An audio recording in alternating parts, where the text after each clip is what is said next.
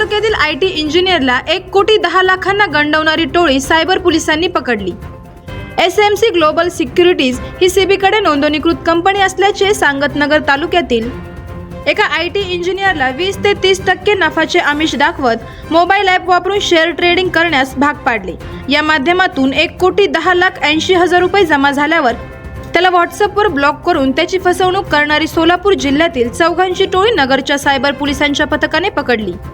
प्रवीण दत्तू लोंढे वय वर्ष 38, शिवाजी साहेबराव साळुंके वय वर्ष 40, सागर उर्फ केशव कुलकर्णी सर्व राहणार वडतळ तालुका माहोळ जिल्हा सोलापूर, महावीर दिगंबर कांबळे राहणार गोटेवाडी तालुका माहोळ जिल्हा सोलापूर असे या आरोपींचे नावे आहेत। यातील 3 आरोपींनी फिर्यादी यांच्याशी वारंवार संपर्क साधत त्यांचा विश्वास संपादन केला।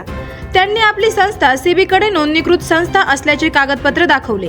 कंपनीच्या ॲपवरून शेअर ट्रेडिंग केल्यास जादा नफा मिळेल असे आमिष दाखवून त्यांना गुंतवणूक करण्यास भाग पाडले। त्याच्यावर विश्वास ठेवून फिर्यादी यांनी महिनाभरात एकूण 1,10,80,000 रुपये कंपनीने दिलेल्या बँक खात्यावर जमा केले। मात्र त्यांना कुठलाही परतावा न देता फसवणूक केली।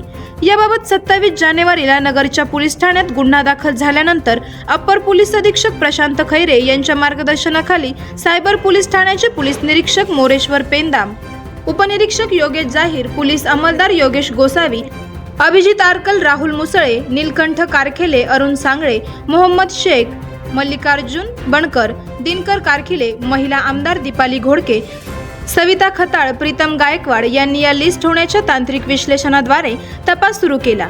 त्यातील काही रक्कम महावीर दिगंबर कांबळे यांच्या बँक खात्यात पाठवण्यात आलेली आढळून आली। त्यामुळे पथकाने सोलापूर येथे जाऊन कांबळे यांना ताब्यात घेतले। त्याने गुन्ह्याची कबुली देत लोंढे, साळुंके, कुलकर्णी यांच्या समवेत गुन्हा केल्याचे सांगितले। या तिघांचा शोध घेत असताना त्यांना मुंबईच्या गांधीदेवी पोलीस ठाण्यातील एका गुन्ह्यात पकडण्यात आले। ते आर्थर रोड मध्यवर्ती कारागृहात असल्याची माहिती मिळाली। नगरच्या पथकाने न्यायालयाच्या परवानगीने या तिघांना नगरच्या सायबर पोलीस ठाण्यातील गुन्ह्यात वर्ग करून ताब्यात घेतले आहे। या गुन्ह्याच्या अनुषंगाने त्यांच्याकडे कसून चौकशी करण्यात येत आहे। आवाज जनतेचा न्यूज साठी प्रतिनिधी शेख शफीक मनियार। लाईव्ह कार्यक्रम किंवा आहे कसले आंदोलन जनसामान्यपर्यंत पोहोचेल आपला हक्काचा आवाज, आवाज जनतेचा। बातमी व जाहिरातीसाठी संपर्क करा स्क्रीनवर दिलेल्या नंबरवर।